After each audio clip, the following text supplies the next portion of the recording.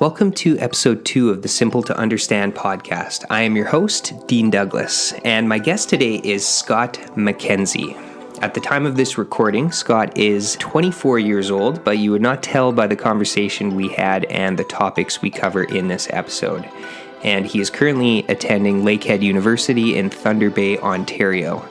He will graduate with a mechanical engineering degree in the summer of 2019, and unlike most grad students who are eager to jump into their careers once they graduate, Scott wants to take a slightly different and, in my opinion, a more patient approach.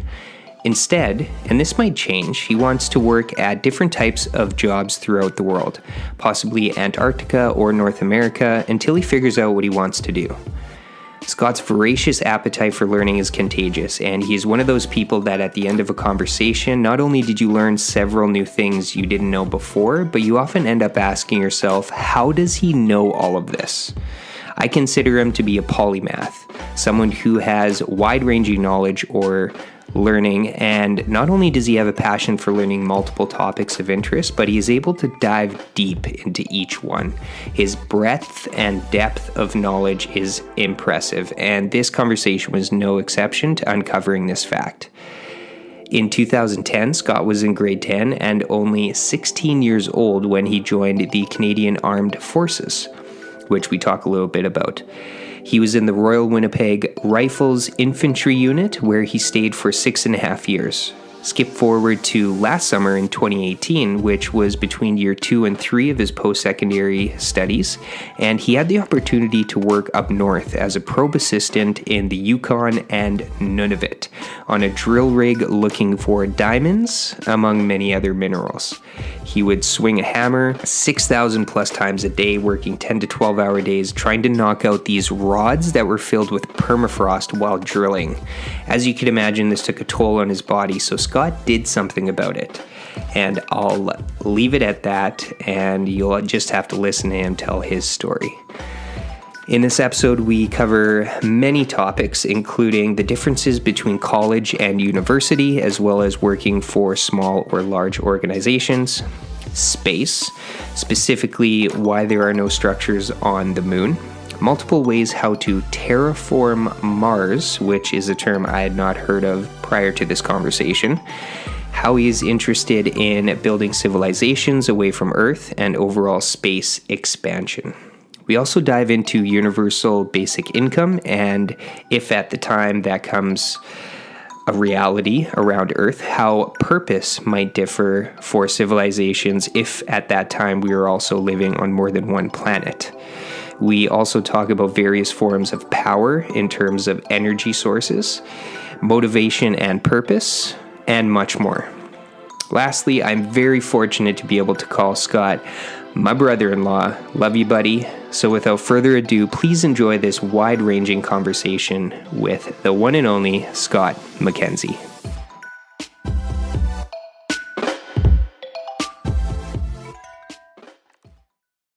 All right, Scott, welcome to the show. Thanks, Dean. Thanks for coming on. Glad to be here. Glad we're doing this. Okay, so let's back it up. Let's start from way back when you were a little tyke. So what was your best childhood memory? Ooh, best childhood memory. Don't know what my best one was, but my earliest one was waking up on my 3rd birthday and the Oreo cake being bad. The Oreo cake? Yep. I was so excited, and then I couldn't have it. That's about it. Probably my earliest memory. Earliest memory. Yeah. But best? I don't know. Can't come up with one on the spot. How would you describe yourself as a child? I was quiet, happy to be just in the corner by myself. Apparently that's how I was as a baby too. Like, I didn't really cry. I was happy just to take the bottle and, suck on it in my own corner. Yeah, and then, once I got more friends, just played video games, whatnot. Joined soccer at a certain age, as everyone does, that kind of thing. It's pretty normal. Yeah. Shy. Yeah. Yeah. Yeah. And what was your favorite and least favorite subjects in school? Favorite would be probably math. Yeah, definitely math. And nowadays it's like physics and stuff, but that was actually pretty hard to grasp when it was first introduced to me. My least favorite stuff would be, I don't know, I kind of got bored in things like home ec and whatever. Yeah. And English. English was probably my least favorite. Yeah. Yeah, I did not like writing about stories and whatnot. Yeah. But when it came to history class, I could write a report on history because it was facts. Right. Because I guess I was kind of a perfectionist in that way. Yeah. Because math always has a right answer. History always has a mostly right answer. English is completely, like, subjective. Right. So I would always get writer's block because there's no right answer. Right. So yeah, that kind of bothered me. Yeah. What was it? Was there any like influential teachers that that you really got a lot from? Maybe they like took you under your wing or like pushed you in a direction of like, hey, this kid's really good at math, and encouraged you to like continue doing either math or science later on? Not exactly. There was one teacher in, I guess, grade 11 and grade 12. He taught physics. Yeah. And he was always went off on random tangents. I guess they weren't totally random, but yeah, they're always like interesting. It'd be about like the power lines in Manitoba, and somehow that was interesting. And it was he made like the real world applications of science seem cool. Yeah. Yeah, but it probably wasn't until after high school when but this is before Neil deGrasse Tyson was big, but when I first saw him, I think the like Colbert Report. Yeah. And I was like, that's a cool black science man. And then I found like a bunch of his stuff, and then he kind of like brought me into it. Yeah. And that was kind of like the space, I would say, was almost like the gateway drug into all science and knowledge that I've pursued since when I was about 18, 19. And was Neil deGrasse Tyson the most influential figure that you really were drawn to, or was there a number of other people? Yeah, I'd say it'd be him. It just was him at the right time. Yeah. You know, before then, I just I liked math and science, but I never went out of my way to see what was out there. Yeah. I just sort of cruised through school kind of thing. Yeah. But it wasn't until I graduated that I got a big interest in science, and I do believe it was because of him. Probably. Yeah. Like, I was probably already there, but he really brought it out and, like, said, like, this is the coolest stuff about space. Yeah. And once you know, like, the coolest surface, like, facts, you know? Yeah. Then you all of a sudden want to dig deeper, and then you kind of, like, spread out and get the less cool facts, but they're more cool to you as you get more familiar. Yeah. Yeah. Yeah. Yeah, for sure. Yeah. Okay, so you graduated high school, and then after high school, excuse me, you went... At what age did you get into the reserves? I joined the Canadian Armed Forces when I was 16. And that's... So grade 10. Grade 10. I guess it'd be the end of grade 10 is when I would have applied. Yes, because I had to be done grade 10 and 15 to apply. And you 16. Were the minimum age, you were the earliest that you could possibly be to get enrolled? Yeah, and I think that it might be raised to 17 now, so joined that in December 7th, I guess, 2010. Yeah. That's when I was sworn in. Yeah? Yeah. And what inspired you to do that? I was just sort of bored working at Tim Hortons. I worked there. That was my first job. Yeah. And I had my closest friend at that time, and still, really. Yeah. He had always been interested in the military and joined the reserves. Yeah. And so then I just kind of looked it up. Like, it seems so crazy when you're 16 or 15 to do something like that. But when you just look up, like, just what the steps are one at a time, you're like, I could do that one, I could do that one, I could do that one, and then you're like, this isn't as surreal as it is before you look it up. Mm-hmm. So I had all my application stuff all filled out for the week I turned 16 to drop it off. Mm-hmm. And it took a while to get in, like 6-7 months after the application, but yeah. That's how long it takes. For me, it varies. Yeah. But yeah. Wow. Yeah, some people it definitely takes a long time. Yeah. Yeah. And you were in the reserves for how long? Is it? Am I saying that right? Yeah, reserves. Yeah. Okay. So I was in the infantry. I was in the Royal Winnipeg Rifles. Okay. And I was in that for 6.5 years. Yeah. Yeah, until I moved to Thunder Bay, until I left Winnipeg for school. Yeah. Yeah, then I left. It was just the easiest way to do that. Yeah. Yeah. Yeah. And what were some of the places that you got to visit while in the reserves? So everything I did in the reserves was in Canada, just training. Mm-hmm. Never deployed or anything. Mm-hmm. So I would obviously do training in and around Winnipeg. And I'd go up to Shiloh, which is by Brandon, Manitoba. Mm-hmm. And I guess the other place I went was Wainwright, Alberta. Which is kind of like in the middle of nowhere. Its main street is like gravel. Yeah. It's a little place. Yeah. Yeah. So nothing exotic. Yeah. That's for sure. Yeah. Yeah. But was there ever an option to get deployed and go to battle anywhere? No, not while I was in. There were like a couple spots that you could go to, I believe Croatia or like one of the Eastern European countries recently. That was when I was in Red River College, so I was busy doing school. But even if I had applied, very few people went. Like maybe of 150 to 200 people in my unit, I think 2 went. Oh, wow. Okay. And so if you're not senior and if you're not participating a lot, which at that time, being in a busy college program, I was not heavily participating. Yeah. And plus I couldn't really leave.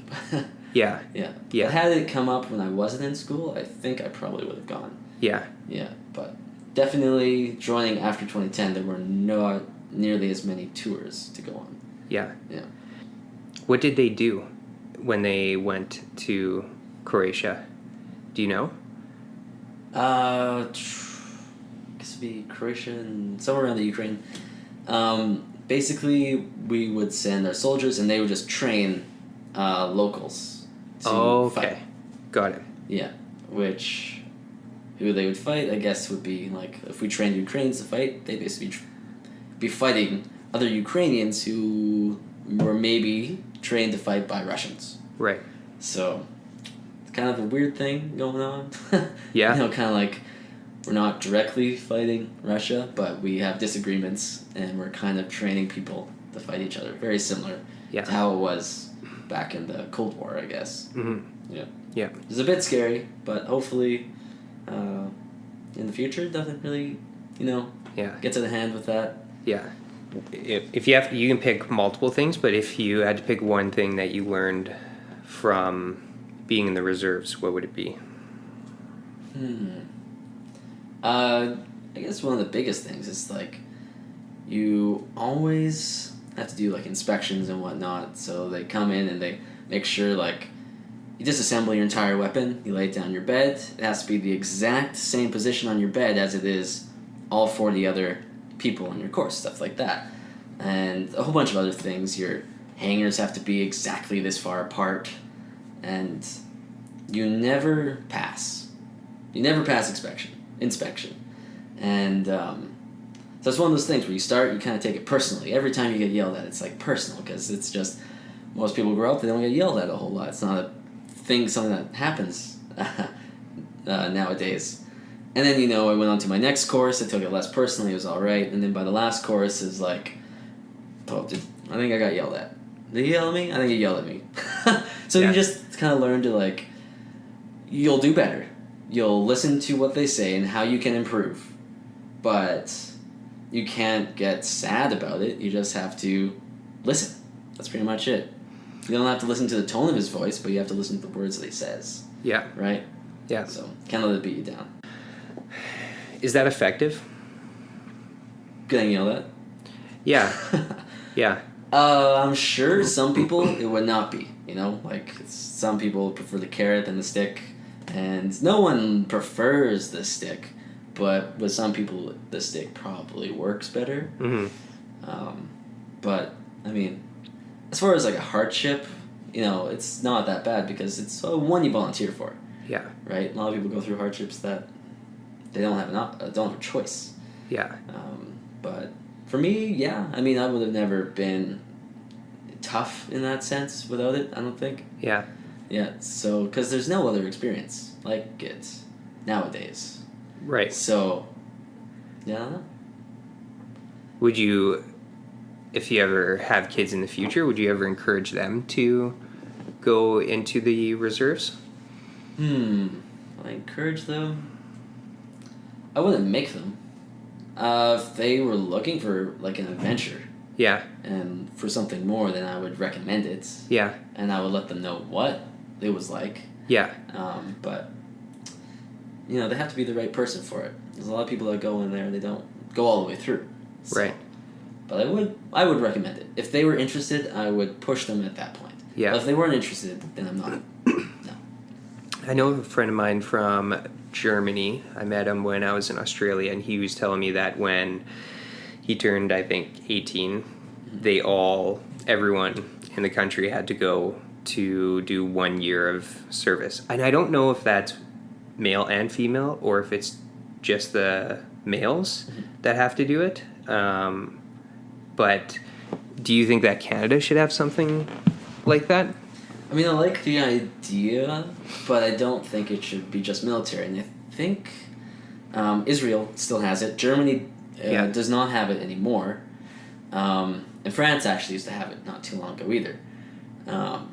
But, like in Israel, you have to join the military, but I actually don't think it has to be the military. It has to be civil service. So I think an interesting idea could be maybe join the military, do training. There's a lot of different careers through that. Yeah. And other options could be, let's say, working at a hospital, anything that kind of like benefits your country and people you live with. Yeah. I think could be a really neat idea. Yeah. But the fact that it's mandatory, that's, we've all, it's all about freedom, like it's a huge part of like democracy and Western civilization. Right. So it's tough to say. Like I think it's a good idea, but I like structure and whatnot. Yeah. So that'd be tough. Like, is there a way around it? I guess maybe. Yeah. Yeah. I don't know. Yeah, I like the idea, but I know it would definitely not fly everywhere. Yeah, because a lot of people, as soon as they graduate, they might not want to do anything, right? Some people, but yeah, it could benefit some people because some parents, for example, force their kids into university or whatnot, first year out. But if you had to do something like this, where you're on your own, working with other people who are your age, and you're finally at the high school, you might be able to really figure out what you want to do in your future. Mm-hmm. Give that like bit of a buffer zone between high school and university. Mm-hmm. Figure out what you want. Yeah. Yeah. Yeah, for sure. Which is good. Yeah. Yeah. Well, it's kind of like you could make the same argument for University 1, at least in Manitoba. Mm-hmm. Like, that's for a lot of programs, you need to do U1. You have to do X amount of credits before you get into different programs at U of M. Yeah. And you could remove that and just, here's the courses that you need to get into, like, here's all the different streams. Yeah. Or, I mean, it can be good or bad for the person if they know what they want to do, if they don't know what they want to do. Definitely pros and cons. Yeah. Because for U1, for me, I thought about it because I always was sort of interested in engineering. Mm-hmm. But I didn't want to go to university because I knew I had to do U1, which would force me to take a bunch of random courses that I wasn't interested in. For example, English. I didn't, and the papers you wrote in high school are going to be way bigger once you get to U1 university English stuff, and I just was like, no, not going to do that. So for some people, yes, it like helps them get a taste for a bunch of stuff. For me, I specifically did not go to university for that reason. Oh, that's so interesting. Yeah. So You at and that I time, are the, yeah. I was like, I'm just not going to be an engineer. I was in the military and I wanted to continue serving my country in a way, so I was looking at Winnipeg Police. So if there wasn't U1 and I could just, skip all the English and reports and stuff I didn't want to do, then I might have gone straight to engineering. I don't know. Yeah. You and I are the total opposite in that sense. Right? Because I didn't know what I wanted to do after I graduated high school.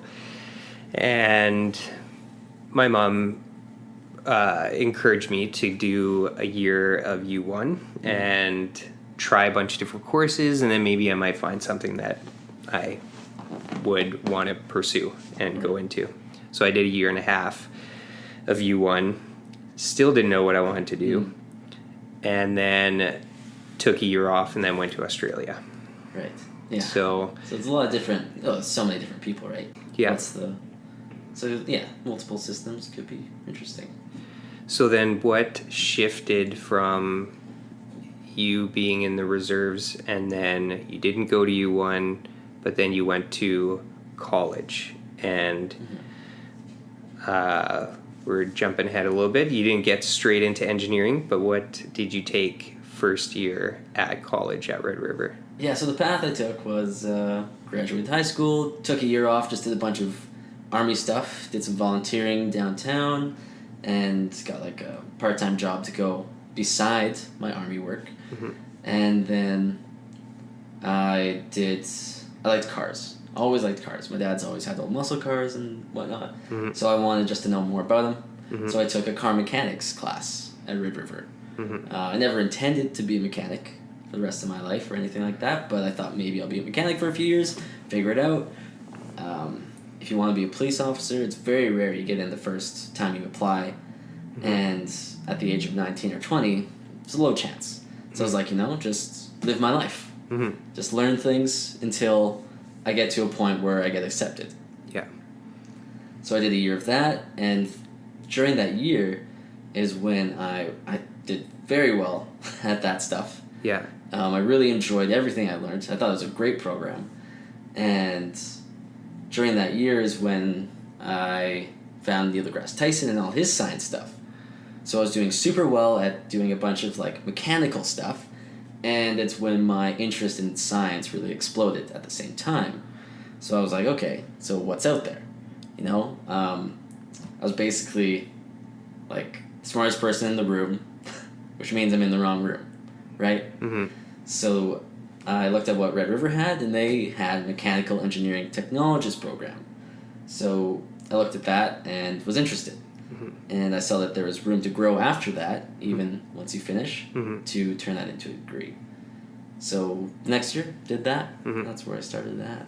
And did you look right into Red River because you were already happy with your current experience at Red River? So instead of diving into, say, U of M or U of W, that you already tangibly experienced, had a good experience at Red River, so you're like, oh, maybe what does Red River offer? Yeah, kind of like that, where every class I take is tailored to the program. Well, if you go to university, you take a math class, it's just math. Yeah. Right, which is good, but when you learn math that specifically applies to engineering, it's kind of feels more useful, right? And you might feel more interested in it. But it's the same thing. By taking the program at Red River, I didn't have to take a bunch of English classes and whatnot. And it was only a 2.5-year program as well. Yeah. While in university, that would be like a 5-year degree. And it's either you finish it or you don't. Yeah. And if you can do 2.5 years at college and get a diploma out of it, you could stop there or keep going at that point, depending on how you feel. Yeah. So just stepping stones. Yeah. Yeah. Yeah. And I liked the difference between U of M and Red River, or U of M and university and college university was more theory-based learning, and college was hands-on. And the profs or instructors for each course had real-life experience that they worked in the field that they were teaching, similar to, I'm sure, probably some of the teachers that you had at Red River. They were mechanics. Yes. Yeah, I'm assuming, probably.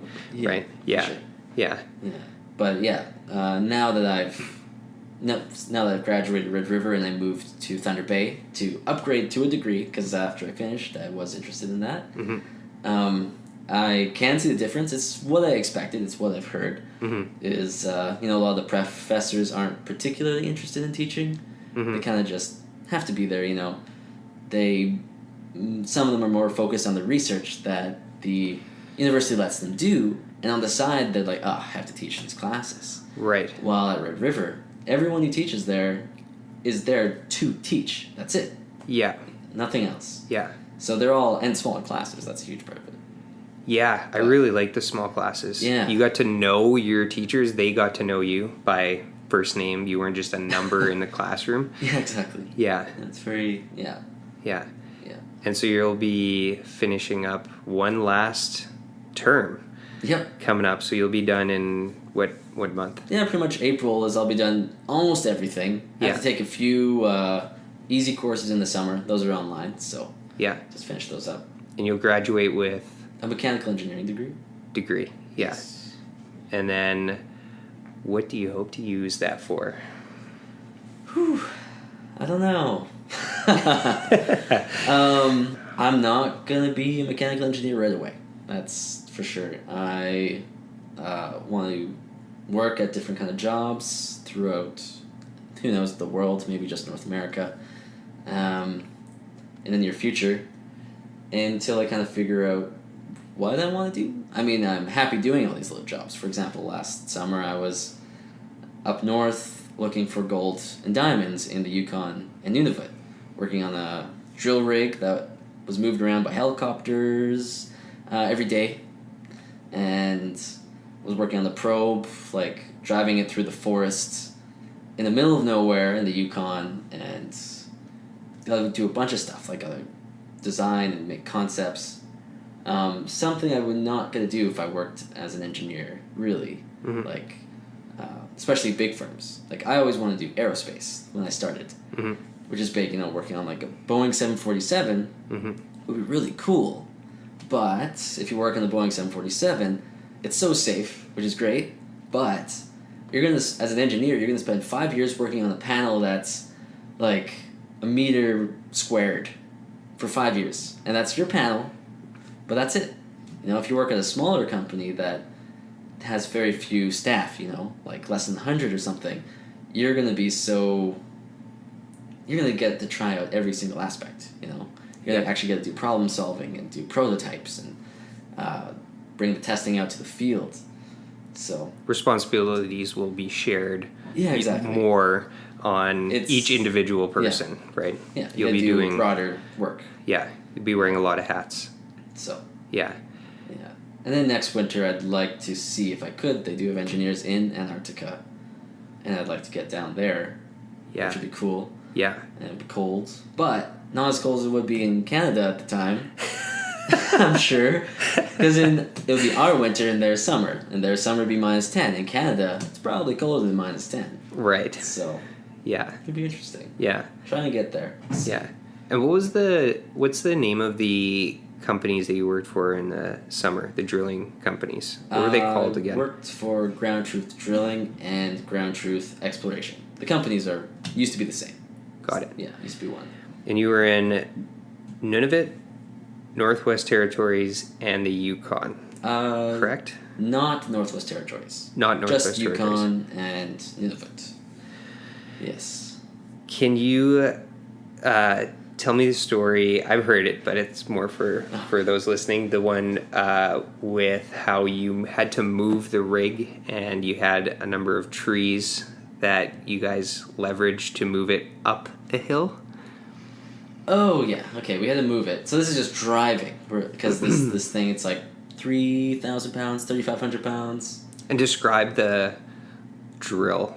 Does it just look like a big giant robot with wheels, like with 4 wheels? Well, it's got tracks. So tracks. It's rubber tracks, so it almost looks like a little tank. Yeah. Okay. In a sense. Yeah. But yeah, it does kind of look like a robot. It's remote controlled. No one sits on it or anything. Yeah. Just have remote control and drive it like a remote controlled car. Cool. And it's a steep hill, and so up north, near the tree line, there's the trees might look big, some of them, but they're very shallow. They don't go very deep into the ground because of permafrost and whatnot.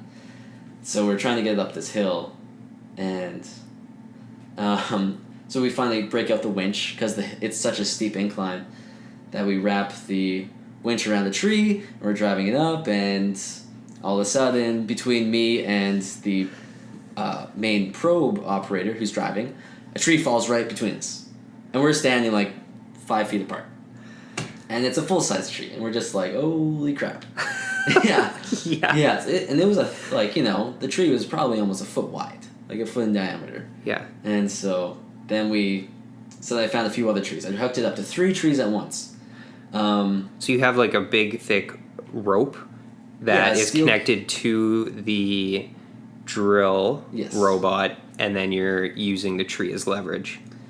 Yeah, as an anchor. The tree is an anchor, so it's like a steel cable for the winch, like you'd see on off-road vehicles, like quads or Jeeps or something. Right. Same thing. Yeah, okay. So we're trying to drive it with the tracks as well as the electric motor and the winch. Both of them at the same time. Okay. So I wrapped it around 3 trees at once, hopefully to be enough of an anchor. Yeah. And they're also pointed in such a direction that if they were to fall, they would fall away from us. Right.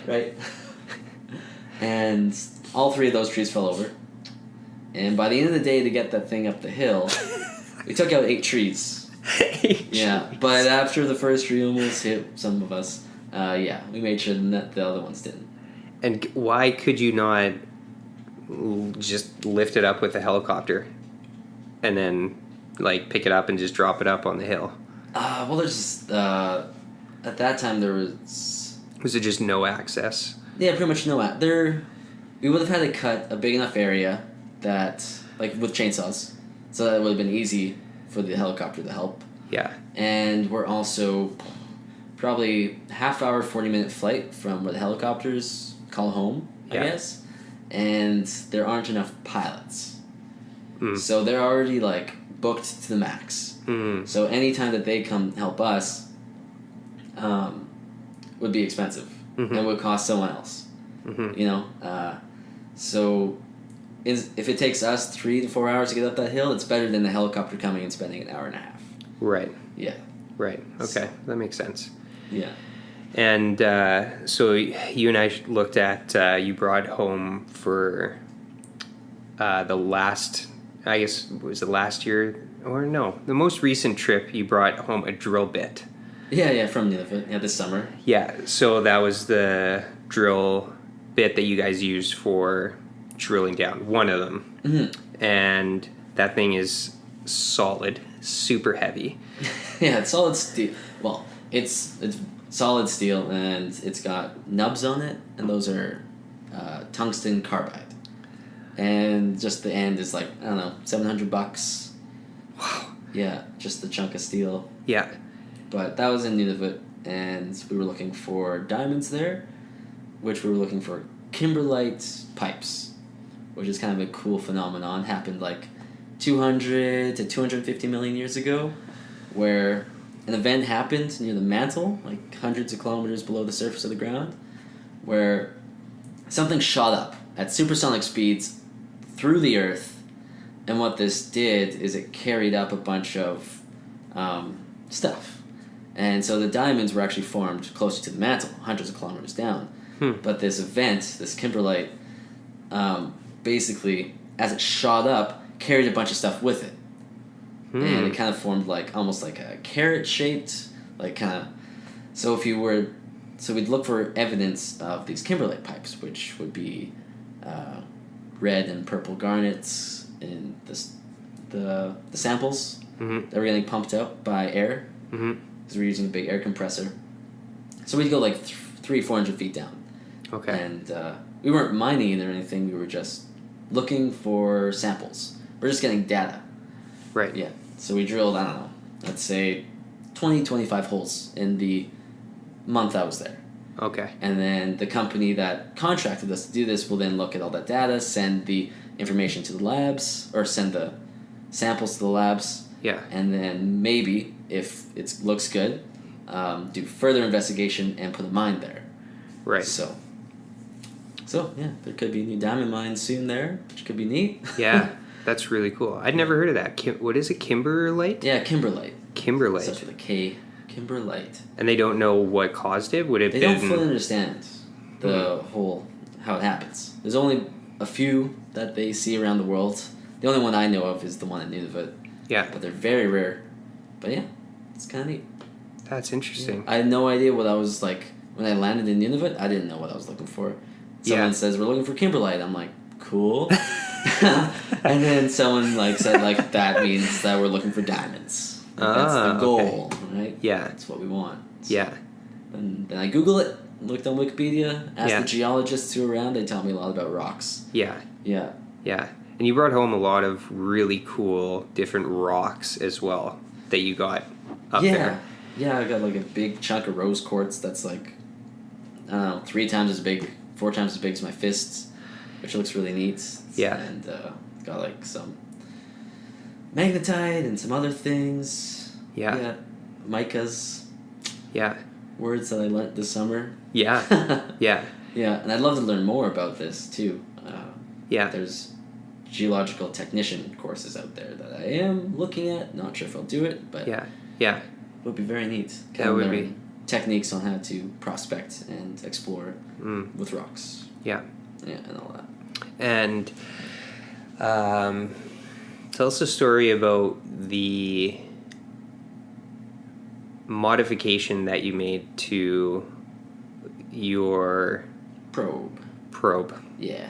And why you did that. Yeah. So when I did a job in the Yukon looking for gold, using a probe, it's very similar to the drill. Drives through the forest. It's the thing that was tearing down all those trees when we were using the winch to go up the hill. Okay. So that would be like, 30-ish holes a day at 10 feet a hole. And that's, we're gathering samples, bringing it back, doing geology stuff, looking at it to find gold. And it doesn't drill, it just hammers into the ground, and it's a hollow pipe. And it fills up with the ground, right? And a lot of it's permafrost, so it gets stuck in these pipes, and it's like ice cold. Like, imagine holding ice. Ice is in your hand is very cold, but if you're holding ice cold steel in your bare hands, it's very cold. Yeah. And even though it's summer and it's 10 to 20 degrees outside, this permafrost is freezing. Yeah. So, as the probe assistant, I would have to hammer out these rods that are filled with permafrost. And they're heavy hammers, like, 2.5, 3 pound hammers. And I have to give about 40 good strikes to empty a rod. And there'd be 3 rods a hole. And we'd be at a new hole every 10 minutes. And I'd be doing other work in between this. Yeah. So basically it would screw up your arm. After doing this for 10, 12 hours a day for, and there's no days off. For sure. Yeah. Yeah. And I was, 3rd or 4th probe assistant on that rig that season. Yeah. And before I went out there, they're like, we're still trying to figure out the best way to do this. And my laptop, which I just brought for like movies and whatnot, I have a 3D modeling program. So from your program? From doing engineering stuff in school. Yeah. And so I just happened to have that. And so every day that I would like get a break, because he would sometimes have to drive it like hundreds of feet through the bush, and I would just follow along, making sure that it gets snagged and whatever. While we were doing that, I would always just like rack my brain on different ideas, and probably went through 5-6 of them that were completely wacky, and and would just run them by the main guy, and he'd be like, oh, this, but that, but this, and eventually narrowed it down to an idea, like a good idea. And so I made a 3D model of that one night, just pulled up a chair and put it on top of a cooler, because we didn't really have a bunch of tables. Yeah, so just, because it was a 4-person camp. Right. So there was like nothing there. And made a 3D model of it just to show and be like, this is like the general idea, blah, blah, blah. And so I got back and never really heard anything about it after that. Like, as a week went by, got back from the job, and then the first thing, I come to the office, I'm like, I'm back. And they're like, I hear you have something for us. They didn't even say hi or anything. They just wanted to see it. And so I showed them it, told them how it worked.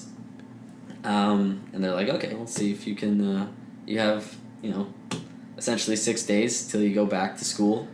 So if you want to design, find all the parts, build it, and test it, go ahead. So it's a very short amount of time to do all that work. It was not, proper design and everything, but it was really kind of a fun challenge. If I were to properly design it, I'd probably spend 3-4 weeks just doing design work and calculations. Mm-hmm. But I had 6 days to do the entire thing. Mm-hmm. So I just walked around the yard, or the field office near Dawson City, just trying to find parts that could inspire me to somehow make something. Mm-hmm. Looked at the tools they had, which was limited, but not bad. Mm-hmm. So I built the whole thing, basically, just as I built it, designed as I built, which is not the best practice, but it was the necessary practice. Yeah. And so I did all my own welding, did all my own manufacturing, and there was no supervisor or anything. No one ever checked up on me or asked me questions. So I just worked 12 hours a day. I didn't even have an alarm set. I would just wake up, work 12 hours. If I took, someone's like, hey, let's go for dinner for a few hours, get back at 9 p.m., finish off at midnight, whatever. Yeah. Just did what I wanted, and it was very busy. Yeah. But I did end up finishing it, and I tested it at, I finished testing it at noon, and my flight out was at 2 p.m. that day. Yeah, and then I had to pack. But, I could have just stopped and been like, okay, it's done, but I haven't had to test it, so... Yeah. But I had to push, at least get a hole in the ground, and try and hammer it out. Basically, you had to use the existing hydraulics on it. I used a bunch of existing parts, a bunch of stuff they already had made, and hydraulic pumps that were already on the machine, a mount that already existed on the machine, basically worked around everything on it, also making it as low profile as possible, because this thing has to drive through the bush and hang from a helicopter. Right. So I accomplished pretty much everything I wanted, but it needs to be a bit more powerful, which I know exactly what I would be able to do once, if I were to continue the project or pass the project on to someone else. I know, just stronger springs, different hydraulic piston. Make a 2.0 of your original invention. Very rapid prototype. Yeah. Yeah.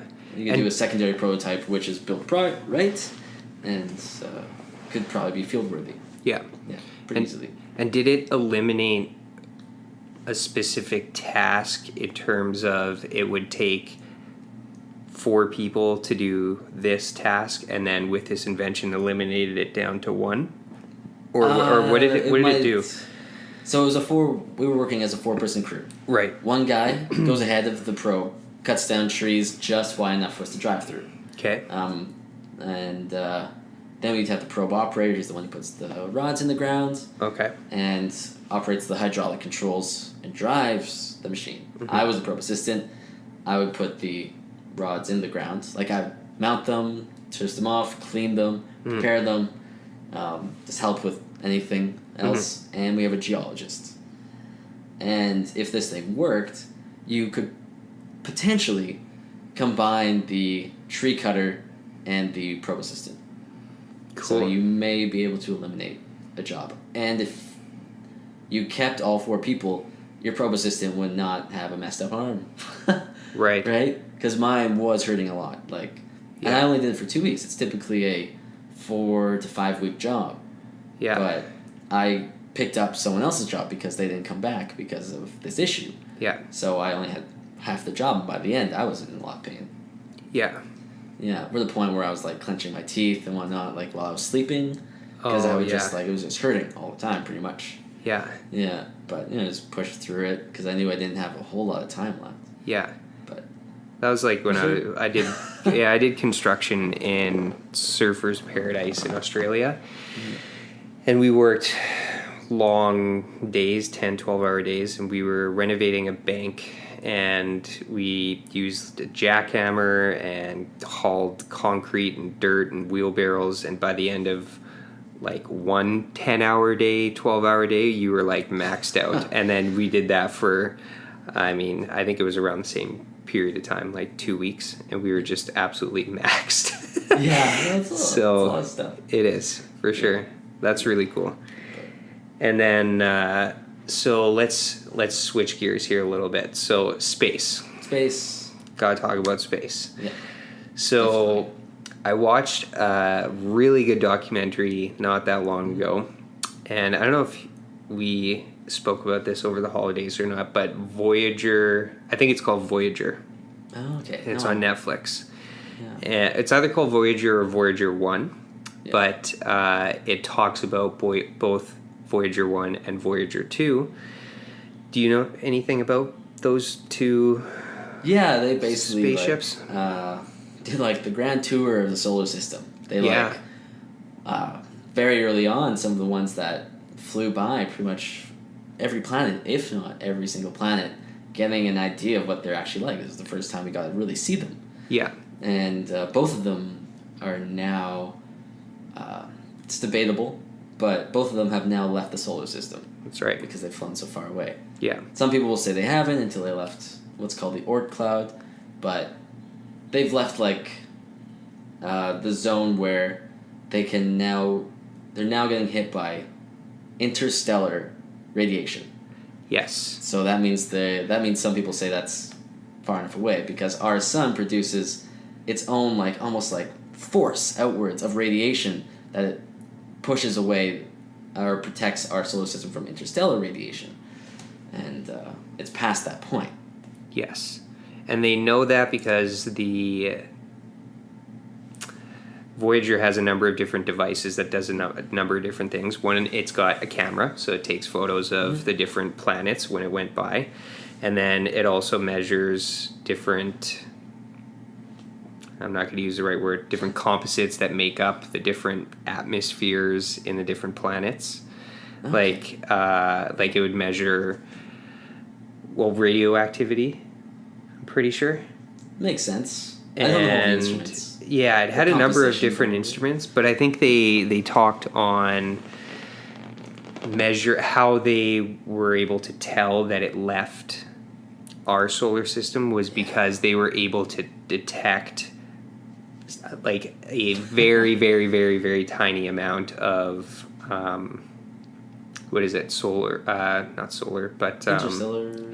interstellar background particles, radiation. Yeah. There's different names for stuff out there when it comes to the radiations, but and it's been speeding up over time. And I read that Voyager 1 is going at a pace of 17.6 kilometers a second. That's fast. That's how fast Voyager 1 is traveling right now. Yes, that sounds right. 17, so that would be like... It works out to 3.6 AU, which is atmosphere... No, what is it? AU is the distance. 1 AU is a distance. Oh, that's it. Yes. Astronomical unit. So 1 AU is the distance between Earth and Sun. And so it's got to be, like... I think Pluto's like 40 AU or something like that. Yeah. So it's got to be pretty far. Like, it's got to be real far. And I don't think it's been gradually accelerating, or picking up speed. How it picks up speed is it gets gravity assists from planets. So planets are moving at like super fast around the sun, and when these things fly by a planet, they go at just the right angle around these planets that it gives it a little push. And so every time it flies by these planets, it gets like a gravity boost. A gravity boost, yeah. Yeah. Yeah. I read a couple facts. I wrote a couple down, and that Voyager 1 travels 325 million miles or 520 million kilometers per year. It's pretty far. That's how far it travels. Yeah. And it was launched in 1970. Yeah. So, and we're still, getting data from it, Yeah. 48 years later. Yeah. Yeah. That's which is cool. amazing. That's amazing. It's a test, or it's like a testament to, all of those engineers and scientists and everything back then. No It's kidding. very impressive. Yeah. Yeah, it's pretty common we send things to, let's say, Mars and whatnot, and it's like, 2-year mission, we don't expect it, and then it runs for like a decade. Yeah. Yeah, typically. Yeah. But one thing that definitely has to be brought up when we talk about the Voyager is their golden records. Yes. Yes. Yeah, I'd say. Yeah, very cool. Just literally made of gold. I don't know if it's plated or if it's solid, but it's a golden record, so you can play it on a record player, like a turntable, and it has sounds of the earth, sounds of people. I think it has sounds of people saying hello in I don't know how many languages, dozens. 55. Yeah, 55. Yeah. And sounds of animals and whatnot. And there's a crude drawing of people on the front, like a couple people, and Crude meaning just a Very naked simple. image of a Yeah. male and female figure. yes. Yeah. Well, I don't mean crude. I mean like simple. Oh, okay. I don't mean like Got it. Okay. yes. Well, in the documentary, they talk about how NASA got. I don't know. Some people were easily offended It was because. controversial because they were naked? Yes. That's funny. Yeah. Exactly. Yeah. Well, if aliens saw us wearing clothes, they would be like, "What the hell's going on here?" But yes, Yeah. these golden records. They're for the potential that another civilization will find these and be able to learn a bit about us. Mhm. And it has a map on there. Essentially, I'm sure it'd be hard to figure out, but if an alien's able to find this, they must be super intelligent, and so they would almost be able to find out where it came from. Also, by looking at the trajectory and speed that it came from, they'd be able to find out where Earth is. And it also has basic instructions on how to use it. Obviously, not in English, but Yeah. it's got to be like some kind of picture instructions on Yes. how to read or like play the machine or play the record. Yeah. It's very cool. That is very cool. Yeah. Yeah, definitely. So what else in space, you can list however many things that you want, are you most curious about currently? Well, I guess the one thing that we're probably going to find out in our lifetime is if there's life on a certain few worlds in our solar system, such as Enceladus, Europa, and maybe even some microbes below the surface of Mars and whatnot. And we're not expecting to find any animals, but like just microbes or bacteria or something.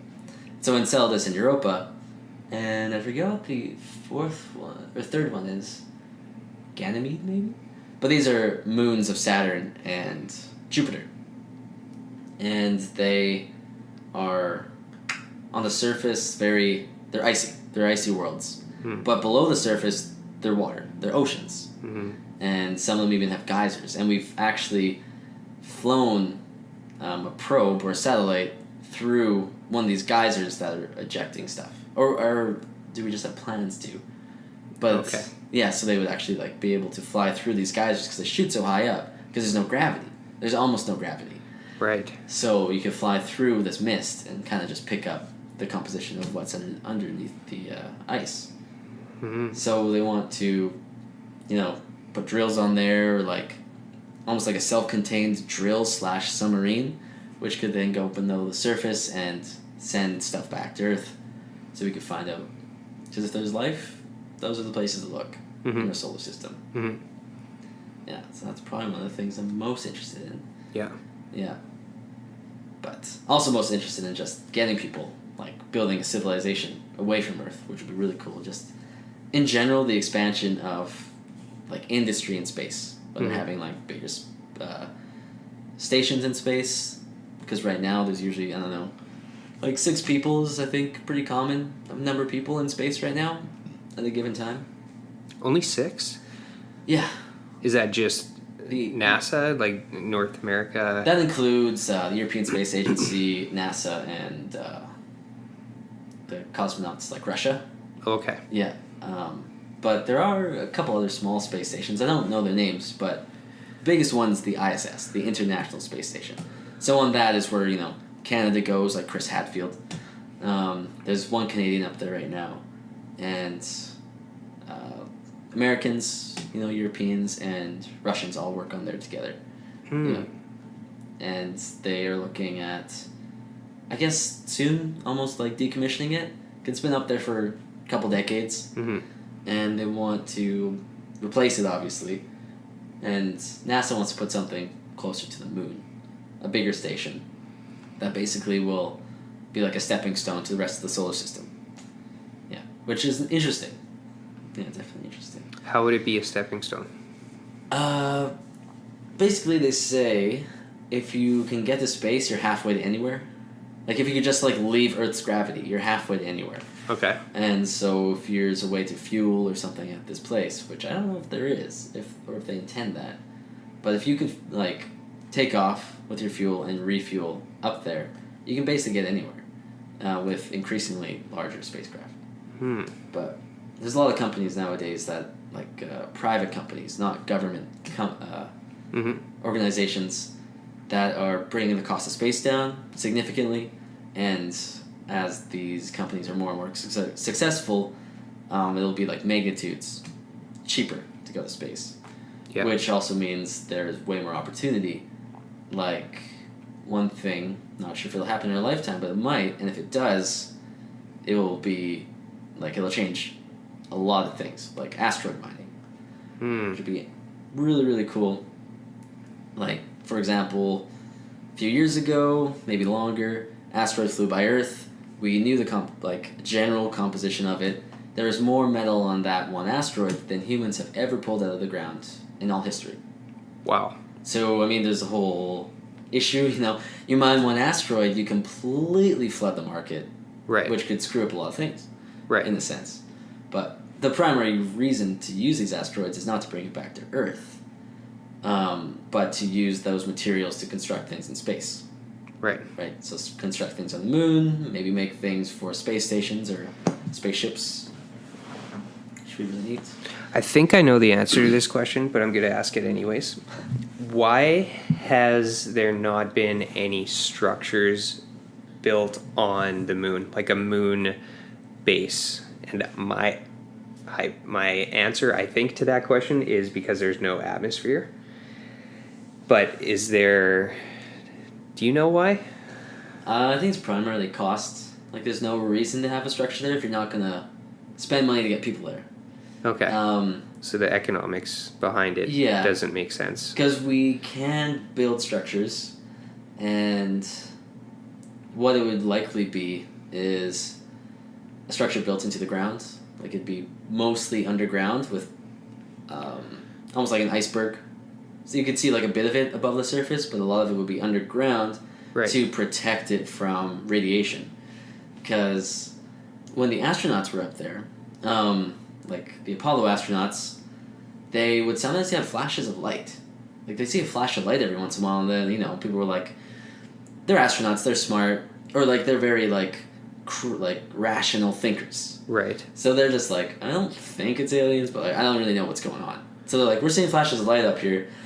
And what it was is these radioactive particles or whatever were hitting the retinas. No way. So very, very almost nothing was hitting the retinas and causing little flashes. And so, if you live on Mars or the moon, either or actually, you will be getting radiation. More than you do on Earth. Mars at least has a thin atmosphere that can protect you, but it would likely be the same thing on Mars. You would be partially underground. Right. If you were to have any permanent settlements. If you were to, let's say, have people live there for a temporary amount of time, it might not have to be that deep underground because they're not there forever, but they're intended to live there. And it has to be underground. Yeah. So how could you generate or create an atmosphere on a planet, over time, and how long would that take? So Mars would be the best one just to talk about for this. Right. Just because it's the one we want to go to, the one we want to colonize, and possibly terraform. Right. So to start off, there's the whole ethical thing. If we find microbes there, do we want to screw up their their ecosystem? Right. Obviously it's a pretty messed up ecosystem. It's less nothing's there. But if there is, and we invade it with our own bacteria, people, everything, then it's completely changed. So that'll probably be a big controversial topic when it comes to should we terraform.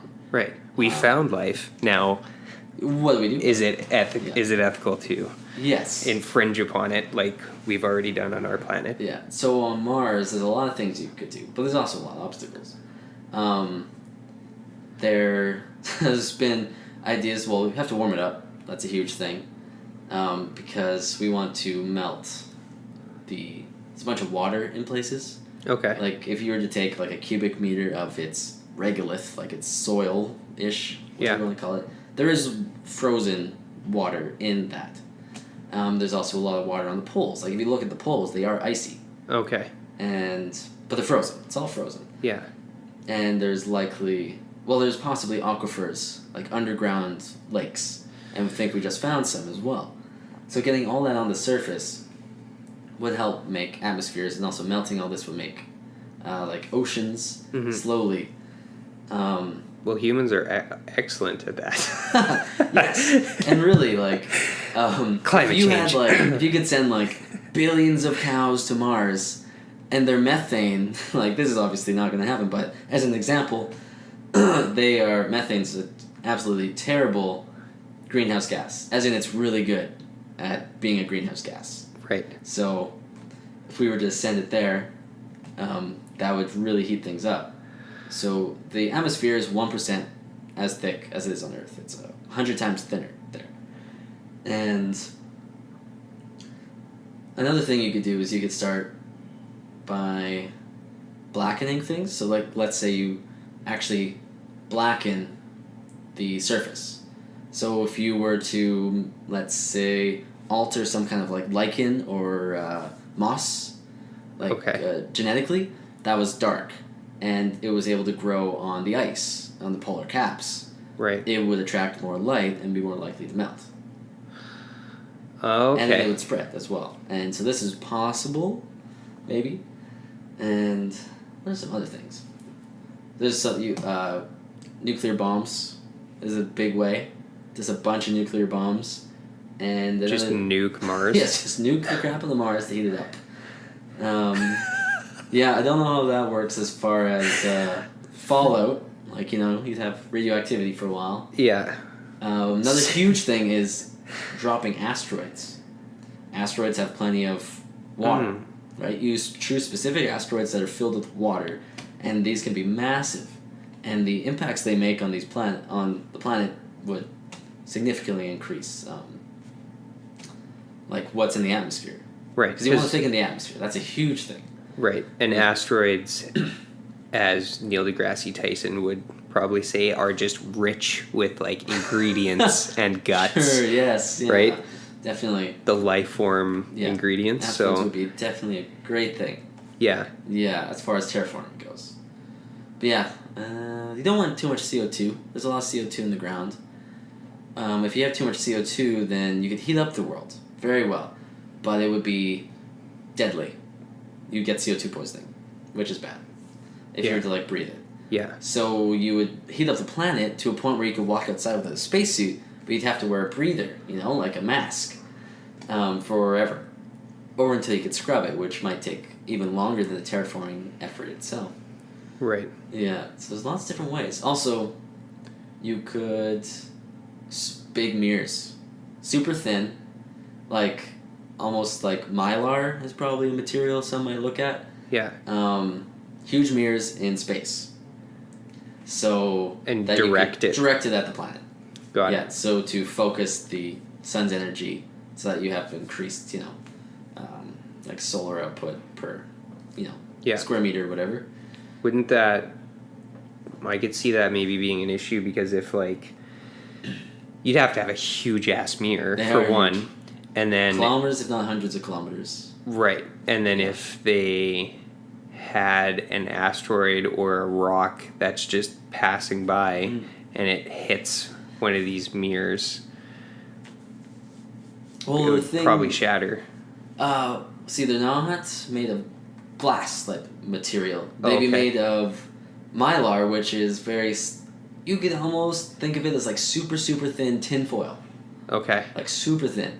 So if you were to like... Oh, that's what the International Space Station has. Those panels? No, those are just solar panels. Okay. Yeah, those are just photovoltaic panels. Okay. But as far as mirrors go, like, it would be Mylar. Because it'd be super light, Yeah. which means it'd be easy to move around in space. Because if it was made of glass, it'd be super heavy, which means you have bigger rockets significantly, more fuel, everything cost increases.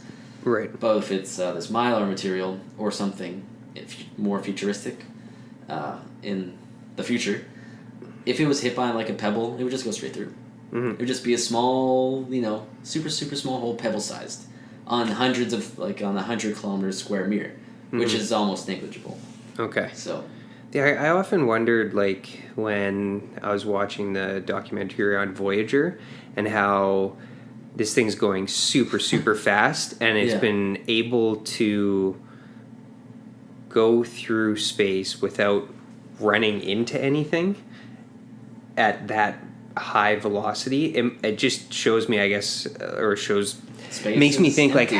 how empty space is. Very, very empty. Right. Yeah. It's not like you're just driving down a gravel road and you're kicking up a bunch of like rocks, and rocks are like flying everywhere. It's like And even if, let's there's say, nothing you around you. flew through the asteroid belt or something, you Right. may not see an asteroid.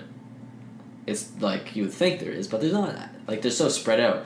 Yeah. Like, I think if you were to take all the asteroids in the asteroid belts and combine them into like one mass, it'd be about the size of our moon, if not a bit smaller.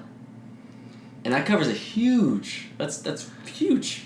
Like, as far as like, the asteroid belt is so big and long. In our solar It's system. not really that much mass. It's not really that much stuff in there. Yeah. So even the asteroid belt, which you'd imagine, when you're flying through asteroids, like in Star Wars or something, Right. you probably wouldn't even see one unless you specifically tried to find one. You'd have to try and find one. Yeah, but one big issue that we are going to run into is what we have in space already. If anything breaks, or as we launch rockets, they often break into multiple parts to get things up there, is there's stuff left behind. Mm-hmm. And so we have, like, I don't know, tens of thousands of things we're tracking that are flying around the Earth right now. And almost all of that is stuff we put up there. Garbage, debris. It's just garbage, yeah. It's just garbage. And the issue with these things is if they hit something, it could do a lot of damage. I mean, the International Space Station gets hit with stuff every once in a while. A lot of it's small enough it kind of bounces off, but it might like chip the paint, leave a little dent, stuff like that, which is scary. But if something hits just right, let's say the International Space Station breaks up, or any satellite breaks up because of this, now you have like a shotgun effect. It's just like one little piece hits a satellite, and now you have hundreds more that are now spreading out into orbits that were sort of clear, that could then hit more and more and more and more. Right. And so in the decades to come, as space becomes cheaper and we have more up there, one destroyed asteroid could potentially destroy everything in orbit. Right. Which is terrifying. Huge ripple effect. Yeah. So there are people working on this, like, I'm sure, like research places at universities and whatnot, on things they could send up there to bring that stuff back down. Because if you were just to push it back into the atmosphere, it would just burn up and it would be gone. Right. Yeah, which is the best way to do it. But there's things they're looking at, like, you could shoot a laser at things. It would heat it up just enough on one end that it would slow down, just enough to fall into the atmosphere. Huh. Or like nets, or just kind of grab things. They're trying to figure out the best, cheapest way to do it. Magnets? Well, there's things they don't really want to come into physical contact with stuff, necessarily. Because then the thing that's trying to clean stuff up might break and then become its own problem. Right. But I'm sure like they could probably come up with... There's a lot of stuff they're looking into. Yeah. But magnets could be useful. Yeah. Yeah. Because they don't necessarily have to attract things. They can repel things too, right? Yeah. So... Yeah. Yeah, if they're repelling things. But a lot of things in space aren't necessarily made of steel. They're made of titanium and things which are not magnetic. Right? So, it all depends. Yeah. What would be your ideal job? Ideal job. I'd like adventuring, I guess, and a lot of engineering jobs you're sitting down. As I kind of went over, you're kind of just focused on one thing. Ideal job, I would love to work in space. In what capacity? Not necessarily what they're doing now. What they're doing now is obviously super cool. But for the mostly what they do now is they just do a bunch of experiments, you know? Universities send up their experiments. They basically spend their entire day doing experiment after experiment after experiment, just basically reading instructions. Like, gotta do this for this, that for that. And the odd time they might repair something. I, being, like, interested in mechanics and all that, I'd be more interested in construction, essentially. Like, if I could be part of a crew that assists in building the next space station that's going to go around the moon, or if they are going to build a habitat on the moon, that would be super cool. I wouldn't want to live on Mars forever, but let's say they're like 3-4 year contract. You go there, you work on it, you come back. That'd be super cool. Yeah. But obviously that's a huge dream. Yeah. But working towards just the minimum requirements as I go through life. Like, if I keep exploring in my own way and being interested in things and always learning, I'm going to naturally progress towards that goal. Yeah. And it's just whether the technology, keeps up with the pace before I die, essentially. Yeah. Yeah, so that's like, Which I don't see technology slowing down we'll see. in our lifetime. Do you? Do you see it hitting a like plateauing? Yeah. I'd say computing power, right? Like that's been increasing a lot. There's a thing called Moore's law. Yeah. And that came up by a guy obviously named Moore, and in like the 70s, I think. And every couple years, we'll just say a couple years, the amount of stuff that can fit on a transistor has doubled. Which, let's say, for a CPU, you can fit twice as much pathways and whatnot on the CPU every couple of years. And it has been slowing down lately. But we're still going forward. But these are silicon chips, they're physical. And the issue that we're having is with these pathways, let's say, if you're just thinking of like walls on like a CPU, it's getting so thin that soon electrons will simply teleport across these walls, and that is not functional. Like that would not be a good CPU. So they're literally teleporting across these things because we're making these walls so thin, which is absolutely amazing. Yeah. But we're reaching the physical limit of a silicon chip. So they're looking into other ways of increasing computing power, like quantum computing. Yeah. And there's some really interesting organic computing. Actually uses like, I don't know, organic stuff. Like, it's really crazy. What would be an example? I don't know. I watched a video on it like a couple years ago. Yeah. But basically, sort of similar with quantum computing. Right now we only have ones and zeros when it comes to computing. Yeah. And it takes a crap ton of ones and zeros to do what we do. Right. And with quantum computing, you have a 1, a 0, and then you have a 1 and a 0 kind of both happening at the same time. And so you have like this third option, which might not sound, it's like 50% better, but if you look at like a 64-bit computer, having that third option in a 64-bit computer is like insane, because it like is exponential. Okay. And so once you get to that scale, it's, I don't know, millions, trillions of times more powerful. Is it just like opening a third dimension? No, not necessarily. It's just you just have on, off, and then a third option. It's let's see, how can I explain it? I don't have a full grip on it because quantum physics is like pretty crazy. Yeah. Like I don't like people in quantum physics don't understand it. Yeah. Right. Yeah.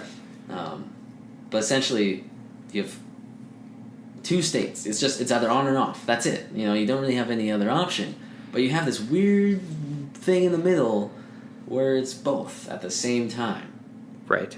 And when it's both at the same time, it's a third option. I don't know. I've watched a lot of videos and I have trying to figure it out. Yeah. Yeah. But they can't even Like, they're having a tough time. Yeah. But the biggest restriction with that is to have it, a computer that could run with this third state.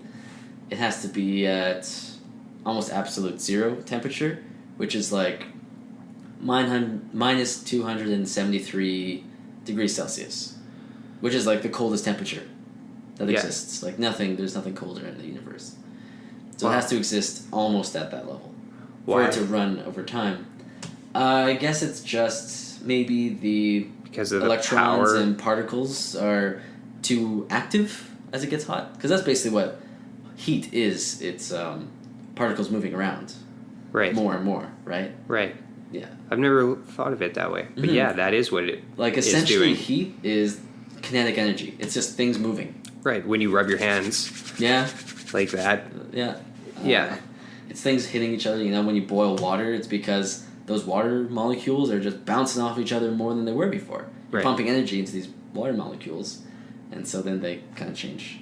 Right. Yeah. So if you want something to be very still, it has to be very cold. Got it. Yeah. So they've been able to run quantum computing for like, I don't know, 10 seconds at like close to room temperature. Oh, wow. That's it. Yeah.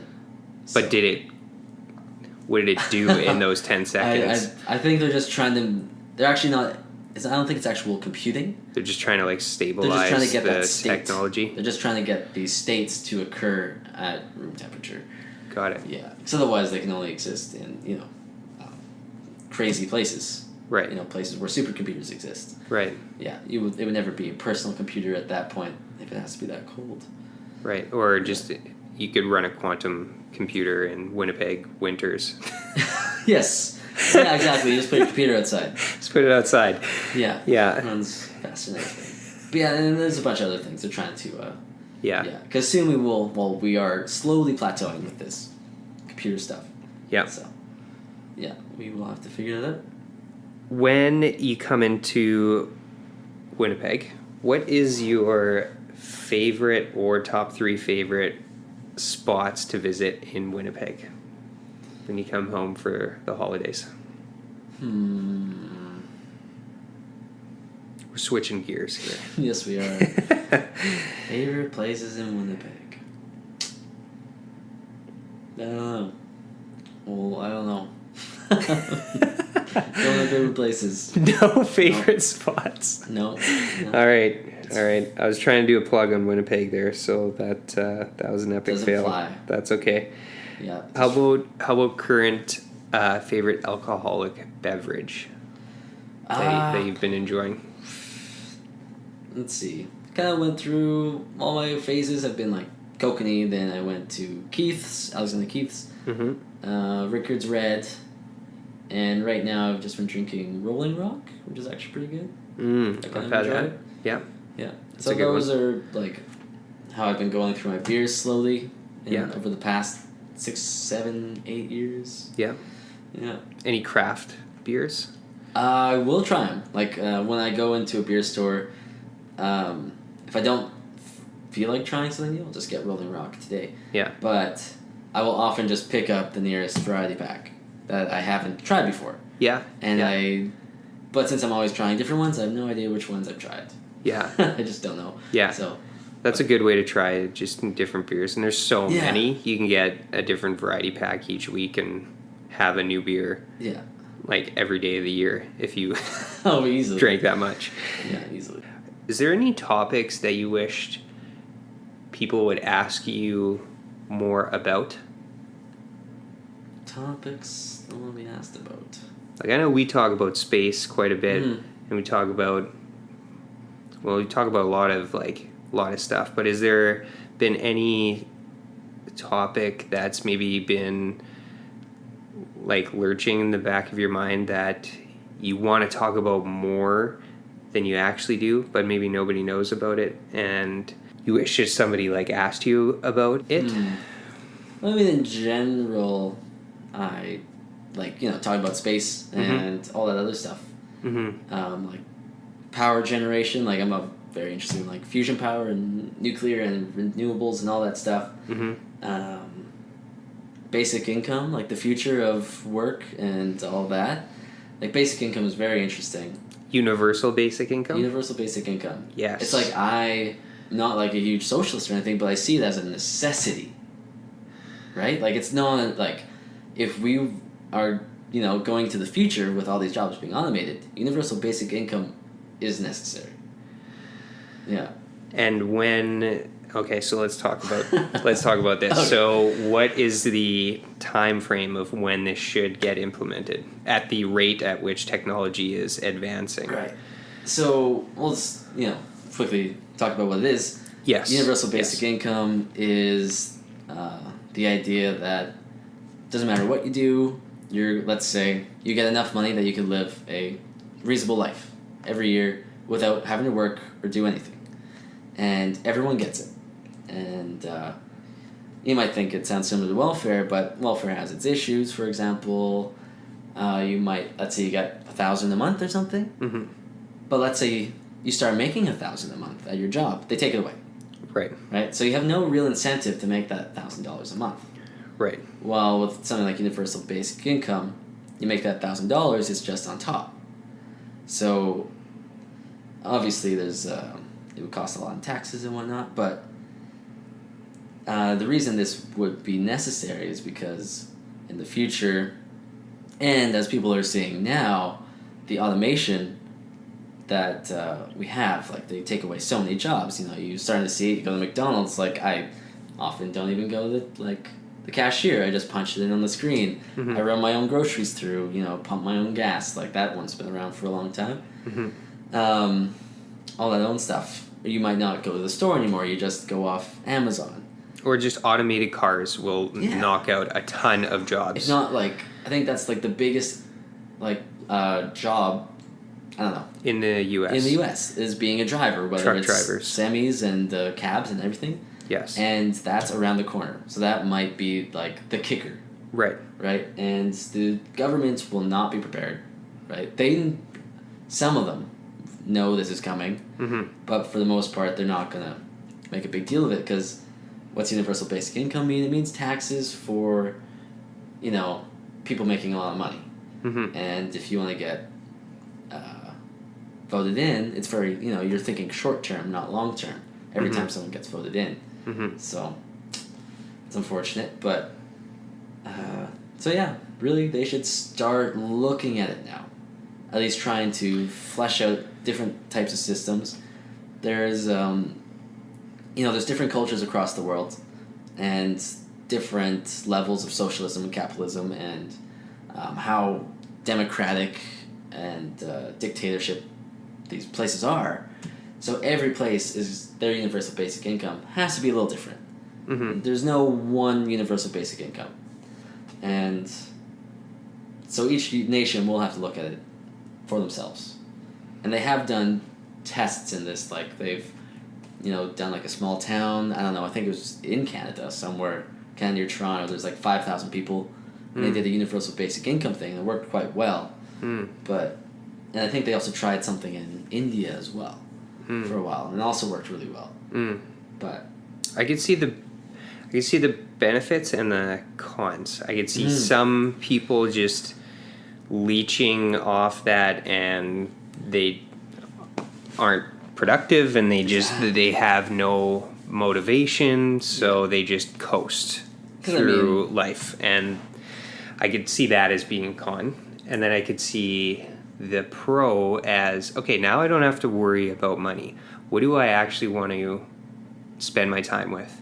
I want to pick up an instrument or create something artistically or build something, and I have more resources and time to dedicate towards my own little fun project, and more innovation could come out of that simply because you're removing the barrier of money and time.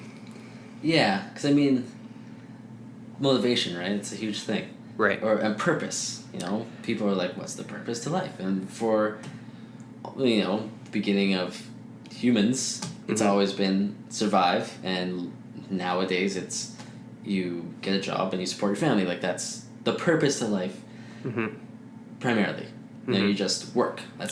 how you spend almost your entire life. Mm-hmm. You take that away from people, they might, on the surface, think like, that sounds great, but in the beginning, jumping from a society that, this purpose to life is work, it's going to be a huge, like, disrupt. Mm-hmm. They're not going to know what to do mm-hmm. with their time. And I think it will take generations for people to find their way mm-hmm. and to start looking into, like, the culture of life, like, learning things for the sake of learning things and just doing what you want to do, making your own purpose. Yeah. Because right now, purpose is forced on people, right? Which is necessary. It's part of survival. Yeah. And it's how it's been. Yeah. It's how it is for all animals. They have instincts and everything like that. Yeah. But with universal basic income, people will now have to, for the first time, give their lives purpose on their own. I could see that being a necessary step in just evolution, and I think it would be a really beneficial one for like society as on a macro level to hit pause, slow down, take a breath, and maybe be present into what do I actually want to do? Who am I? What am I interested in exploring? And actually having the time to do that, because you don't have like a pressure of working and making money, would be, I think, really cool. I think there'd be a lot of benefits that would tip the scale on the cons. Not to say that there would be some cons. It'd be like It'd be tough. Any big shift on a macro level, like talk about transportation shifts, like Uber was a huge disruptive new way of transporting people from A to B, and they still climb like uphill battle, I think, and they deal with governments and cities and countries. But I think to do that through testing would probably be an effective way to do that. Keep testing and maybe growing the size of the test market in which you're sampling this out or trying this out. Yeah, I do see with as far as the motivation goes, there's always going to be people who are less motivated than others, like they can't figure it out. There's always the full, spectrum. Mm-hmm. Some people who can really figure out their own stuff and some who can't. Mm-hmm. What they want to do for themselves. And so the future of Earth, if the entire thing is basically universal basic income, you could have half the population not working, right? And then how many of those are not doing anything meaningful to themselves and stuff? And it could be very different. Because at this time, once we actually have this fully implemented, we may have colonies elsewhere, which would be a completely different culture. Mm-hmm. Like if you have a colony on Mars with 100,000 people in, let's say, a century or two, they're not going to have universal basic income.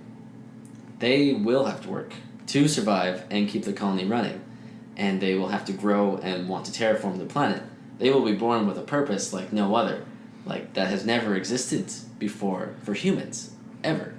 They will be the complete opposite of what Earth will be in the future. So I think that they will be such different cultures at this time. Humans being not contributing to their planet as a whole, right? Like not contributing to society, but contributing to their own welfare. While in Mars, it will be like one singular unit pushing forward to advance their civilization. I think that would be very interesting. Yeah. I think it'd be really cool. Yeah. Yeah. It'd be crazy. Yeah. Yeah. I see you as being someone, if universal basic income was implemented, that you would be somebody that's motivated to do something. Where's that motivation come from? Is that something that just people have, or what motivates you? I don't know if that's the right question. Yeah. I mean, I guess... Let's go back. Okay. Do you think that motivation is something that you were just born with? People are just more motivated than others. Obviously, I think there's multiple factors in how you're brought up, where you're brought up. Nurture. Yes. Yeah. But let's try and simplify it. What do you think? Because I wouldn't just stop and do stuff. I'd probably keep myself busy. I mean, I'd love to learn things and whatnot, but I'd probably always be pushing forward and trying to help, or like kind of society. Mm-hmm. In a way, like I would love to. The way I see it as doing engineering, by the time I die or am finished with it, I want to have at least pushed it forwards, like pushed and advanced human civilization forward, even if it's just like the smallest step, as like just a small cog on a wheel for a big company or something that gets them further to, like, let's say my dream job. Like, I want to work in space and do all that stuff. If I can't do it in my lifetime, I want to at least make it possible for the next generation or the generation after that. Mm-hmm. But how that starts, I have a goal. If I can't make it, I want it for the next generation. Mm-hmm. I don't know if I'm just lucky that I didn't, if I was born with it. Because I didn't have, this motivation before. Essentially, going through high school, if I had this motivation, I would have probably paid attention more. I just did, I did all the science stuff because I happened to be interested in it. Mm-hmm. But I was never motivated to study. I never studied in high school. Mm-hmm. If I were to go back, I'd probably pay more attention to French, as I'm sure a lot of people would love to, right? Mm-hmm. As adults. Because, my motivation probably didn't grow till after high school. Probably around the same time I found science and all the stuff it kind of came with. Mm-hmm. It's probably a big part of it. So it's a good point. It changes, change over purpose, time. Right? Yeah. I guess what it all comes around to now that I think about it is you hopefully, are able to look at a bunch of avenues until you find what really drives you. Mm-hmm. So I don't think I was born with it. Maybe there's a certain factor to that, but I found what I want to do. Mm-hmm. So I'd say that's it. You just have to get lucky enough or search enough avenues to just find it. And keep searching. Yeah, always try new things. Yeah. Yeah. I'd say learning is one of the most important things. Yeah. Yeah. Yeah. Yeah. You're definitely somebody who keeps learning. You always have new fun facts. Yeah. Every time we get together. Yeah. I love it. Sure. It's great. Yeah. That's awesome. Okay, just a couple more questions. Any favorite books that you are currently reading? I'm currently reading a book called Green Mars. Okay. And it's a trilogy. It's called it's Red Mars, Green Mars, Blue Mars. And it's terraforming. 100 scientists go to Mars in the year 2025, 2030. Yeah.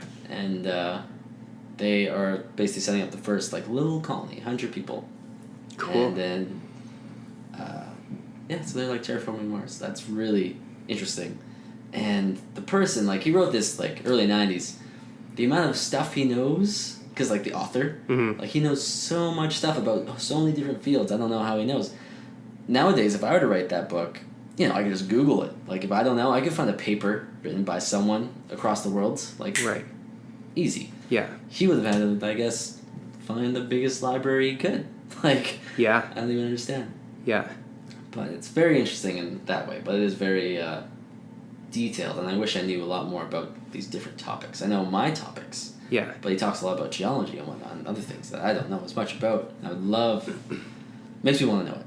Yeah. Then... There's another one. Listening to The Witcher.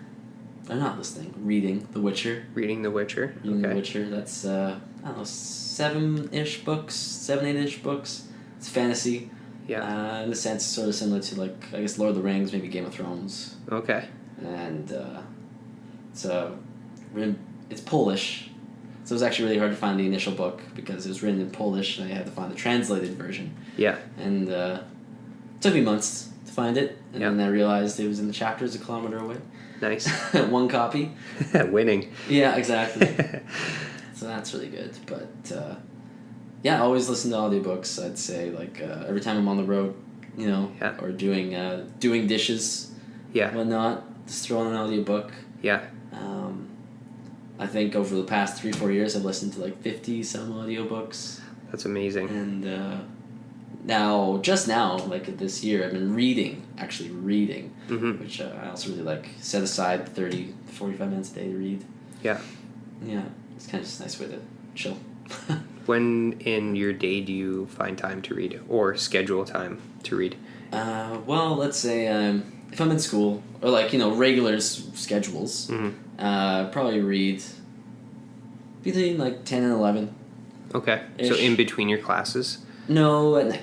Oh, at night. Okay. In the evening. Just before bed, essentially. Yeah. Like, but I also stay up late. Like I usually fall to sleep like 12:30. Yeah.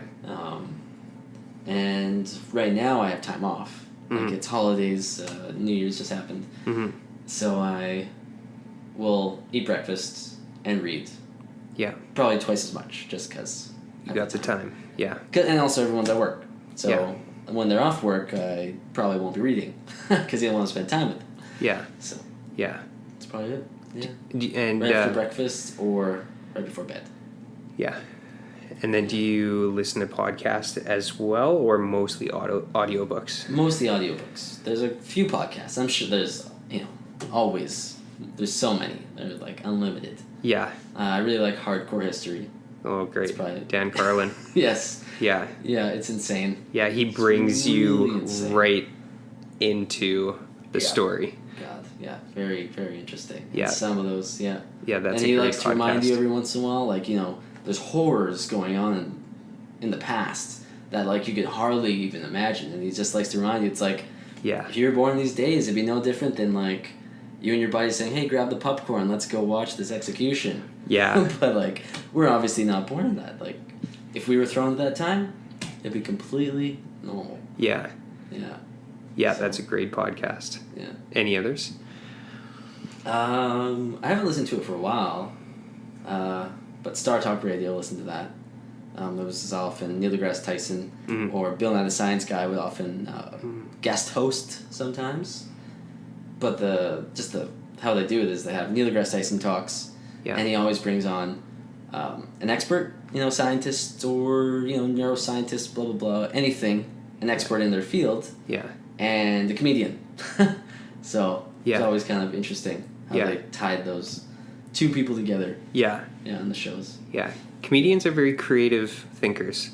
They would, they think they would just make jokes, but they would ask some real good questions, for sure. Like, the questions they ask are really good, actually. Yeah. Yeah. Yeah. Yeah, definitely. Yeah. I haven't listened to Star Talk Radio, but I'd like to give it a go, as that one I've heard really good things, and I love Neil deGrasse Tyson and Bill Nye. Bill Nye. So. Yeah, Bill. Yeah. Bill. Yeah. Yeah, exactly. Is there anything that I should have asked, but I didn't? I don't know. I like talking about power. Like actual, like, nuclear and all that stuff. Okay. But, yeah. Yeah. And the future of how that all goes. Yeah. I think nowadays, nuclear is a very scary word. Unfortunately, because nuclear fission, which is how the nuclear power plants we have nowadays are, like, one of the cleanest ways to have power before we get into solar power renewables. And so they're a great stepping stone. But because of the word nuclear being so scary, if people want to like keep nuclear power around, they're politicians often, and they won't get reelected if they keep nuclear power around because people are scared of the word. So, for example, it's unfortunate in Germany they keep bringing in renewables, and it's great. Like, you know, they keep bringing in solar and wind power and whatnot, and so as they bring it in, they get rid of the old power, but they're not getting rid of their coal power plants, which are absolutely terrible in comparison. They're getting rid of their nuclear plants while keeping their coal plants running. That doesn't make sense. Yeah, because the only thing that nuclear power plants give out is steam, like those big stacks. That's just air or water, vapor. Right. And if they're run properly, you can just move those containers of waste to a careful place, right? And I forget what those, like, the amount of people who die per terawatt generated per power is about, like, 30 times more people die per terawatt of coal generated than from nuclear. Because of just, like, getting it out of the planet and everything like that. Mm-hmm. Yeah, so that's unfortunate. So do they just need to change the word and not, like, you can change language all the time. We do it over a period, like, over time. So do you just... It's like they changed global warming to climate change, hoping to change the way people thought about it and stuff like that. Yeah. I don't know. It's just people need to learn everything about it before, like, not just take the buzzword, right? Not just like, be like, okay, so what is actually bad about it, right? And what is actually good about it? What are the pros and cons? There are obviously bad things. Things happen like Chernobyl in Russia or the Soviet Union, mm-hmm. and Fukushima had an issue there, but that was in Japan, right? Yeah, with the tsunami. Yeah, and it wiped out a bunch of nuclear plants. Yeah, or it flooded one. The bottom of one, and right. They couldn't really do anything about it. And after that, they changed all of them, and it was a stupid design. People agreed, like, they shouldn't have had it designed like that, because why would the things in the basement, when they should have been higher up so that they could, because, they were at risk of tsunamis, and they changed all of them after that. Okay. But the number of people who died from that, they didn't. But people who died from Chernobyl was a lot. Mm-hmm. But it's the same phenomenon as airplanes. People are more scared to fly on an airplane because it will crash than they are to drive on the highway in a car. But the chance of dying in a car is significantly higher. But when a plane crashes, it's on the news and it's huge. Mm-hmm. So that just sticks in your head. It's just, human psychology. Mm-hmm. But flying on a plane is way safer. So it's like one huge event happens every once in a while for nuclear, so it's the scariest thing. Right. The same as people are scared to fly on a plane.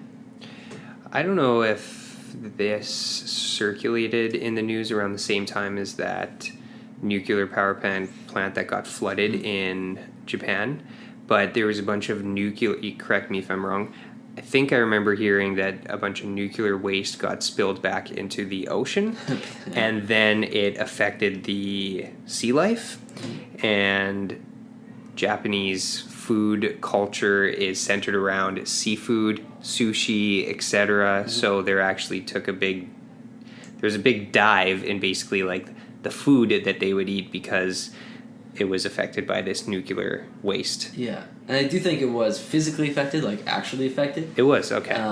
But I'd say it was definitely more psychologically affected. People were more scared than it was, like, scientifically. Like, right. Like, it was probably exaggerated in their heads. Yeah. The actual issue of it.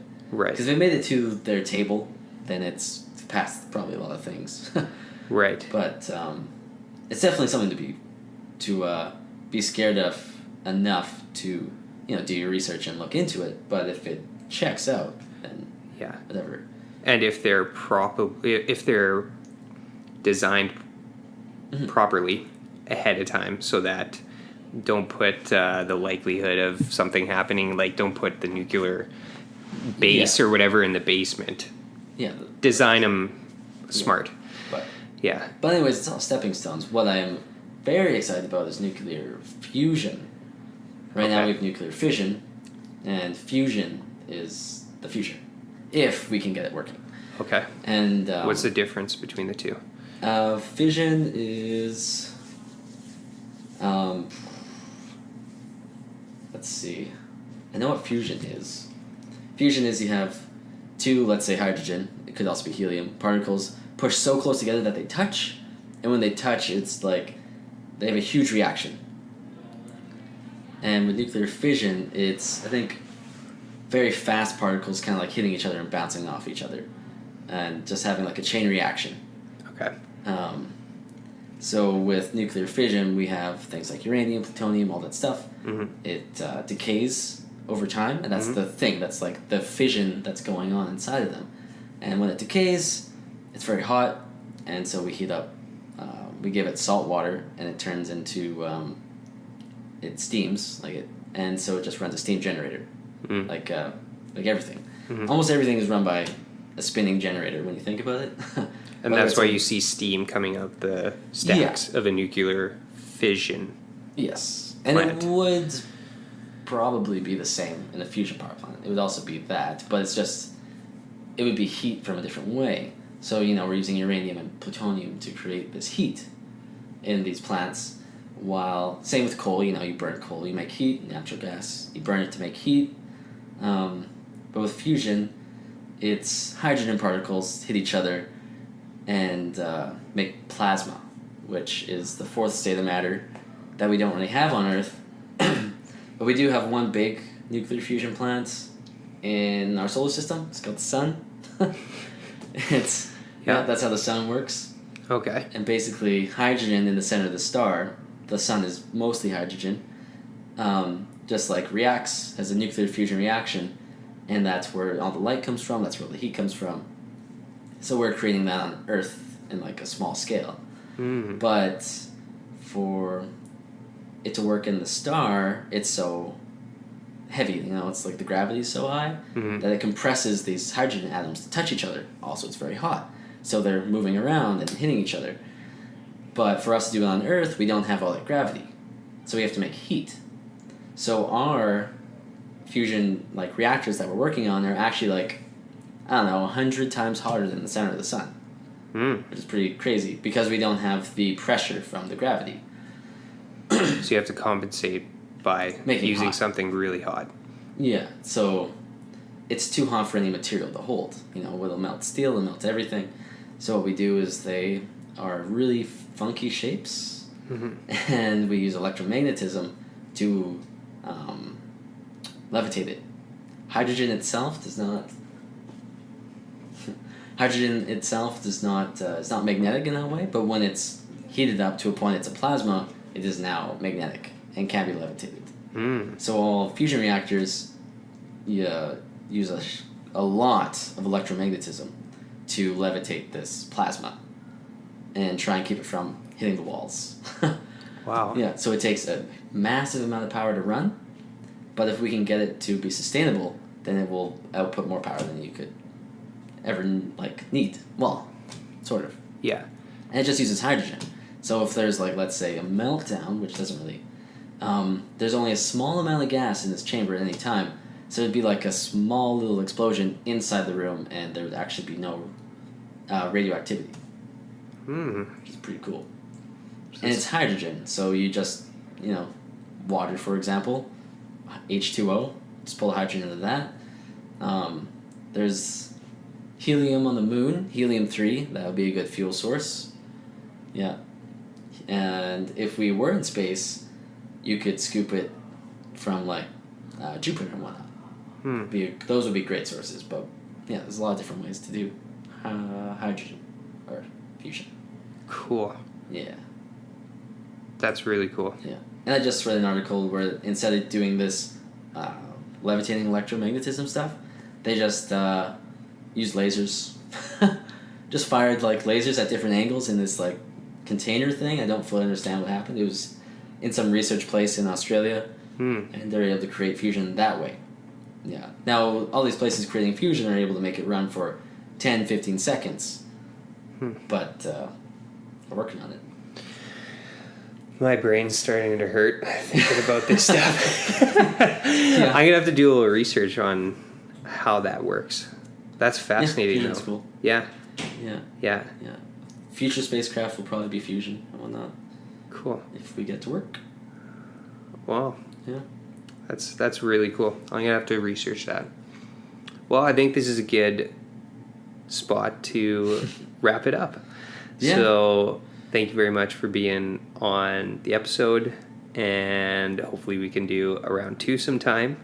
And really looking forward to seeing what you end up doing. And yeah, thanks so much for taking the time to be on the show.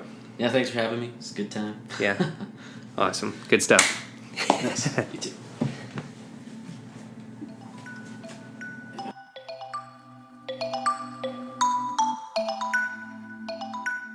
Hi guys, Dean again. Thanks for listening to the episode. Before you take off, 2 things I'd like to mention. First, all show notes and relevant topics discussed in each episode, including quotes and additional resources, are all linked up nicely on www.simpletounderstand.com. So please use that resource. It's there for you guys, so go check it out. Also, I'd love to hear from you on what you thought about this episode. Any favorite parts, suggestions, helpful resources, etc. So please share your 2 cents and head over to www.simpletounderstand.com. Second, if you enjoy this podcast and you want to know when the next episode is going to be available, then please subscribe and leave a review on whichever platform you are currently listening on, including YouTube. And only subscribe or leave a review if you actually enjoy this podcast. If you don't, I'd rather you reach out to me on the website or YouTube channel and leave your feedback under this episode post, as that's where I'll be able to reply if necessary. So thank you in advance to any haters out there. I just wanted to give you guys the correct outlet in which to pound your chest and bang your drums. And that's it. Thanks for sharing your time with me today. I hope you found this conversation valuable. And until next time, stay classy.